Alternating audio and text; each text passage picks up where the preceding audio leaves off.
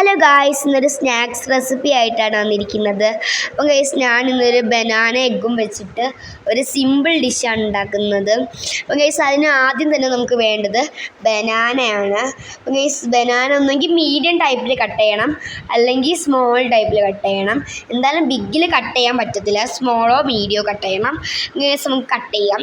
ഈ കട്ട് ചെയ്യുന്ന സമയത്ത് കണ്ടേ ഞാൻ ജസ്റ്റ് കാണിച്ചു തരാം കട്ട് ചെയ്യുന്നത് എങ്ങനെയാണ്. ഒന്നെങ്കിൽ മീഡിയം ടൈപ്പിൽ, ഞാനിപ്പം അരിയുന്നത് സ്മോൾ ടൈപ്പാണ്. ഇങ്ങനെയുള്ള നമുക്ക് ഈ പാനിലൊക്കെ ചൂടാക്കുന്ന സമയത്ത് ഇങ്ങനെയാണ് അരിയേണ്ടത്. അതൊക്കെ അരിഞ്ഞതിന് ശേഷം നമ്മൾ നേരെ എന്ത് ചെയ്തു, പാനിലേക്ക് ഇടാനാണ് പോകുന്നത്. അപ്പം ഗൈസ്, അതിന് വേണ്ടിയിട്ട് നമ്മൾ നെയ്യാണ് ഒഴിച്ചു കൊടുക്കുന്നത്. ഗൈസ്, പാന് ചൂടായിട്ട് നമുക്ക് നെയ്യ് ഒഴിച്ചു കൊടുക്കാം. ഇതിന് ശേഷം ഗൈസ്, നമുക്കൊന്ന് പഴം ഒന്ന് ഇട്ട് കൊടുക്കാം. എന്നിട്ട് ഗൈസ്, നമുക്ക് സ്പൂൺ വെച്ചിട്ടൊന്ന് നന്നായിട്ട് മിക്സ് ചെയ്ത് കൊടുക്കാം. നല്ല മണം വരുന്നുണ്ട് ഗൈസ്, നമുക്ക് നന്നായിട്ട് മിക്സ് ചെയ്ത് കൊടുക്കാം. ഗൈസ്, ഈ ഒരു മുട്ട മതി ഇതിന്.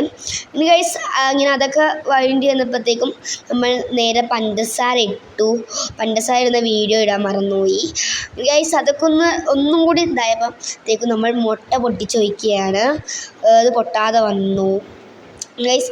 നമ്മളത് മൊത്തത്തിൽ മിക്സ് ചെയ്യാൻ പോകണം. ഞാനും ആദ്യമായിട്ടത് കഴിക്കുന്നത്, ഇമ്മ പറഞ്ഞിരുന്ന ഡിഷാണ് ഗൈസ്. നമുക്കതൊക്കെ ഒന്ന് മിക്സ് ചെയ്യാം. എന്നിട്ട് ശേഷം നമ്മൾ ഗൈസ് പ്ലേറ്റിലൊക്കെ ഇട്ട് നമ്മൾ നേരെ കഴിക്കാനാണ് പോകുന്നത്. ഒന്ന് ടേസ്റ്റ് നോക്കാം. അപ്പോൾ ഗൈസ്, ഞാൻ ടേസ്റ്റ് നോക്കുകയാണ് ജസ്റ്റ്. ഞാൻ ഉണ്ടായിക്കൊണ്ട് പറയല്ല, അടിപൊളി ടേസ്റ്റാണ്. ഈ കുട്ടികൾക്കൊക്കെ വീട്ടിൽ ട്രൈ ചെയ്ത് നോക്കാം, ഒരു രക്ഷയില്ല. ഗൈസ്, നിങ്ങൾ ട്രൈ ചെയ്തതിന് ശേഷം ഇത് ഇഷ്ടപ്പെടുകയാണെങ്കിൽ കമൻറ്റ് ഇടുക, ലൈക്ക് ചെയ്യുക, സബ്സ്ക്രൈബ് ചെയ്യുക. അപ്പോൾ ഇത്രയൊക്കെ ഗൈസ്, അടുത്ത വീഡിയോ ആയിട്ട് വീണ്ടും കാണാം. ബൈ.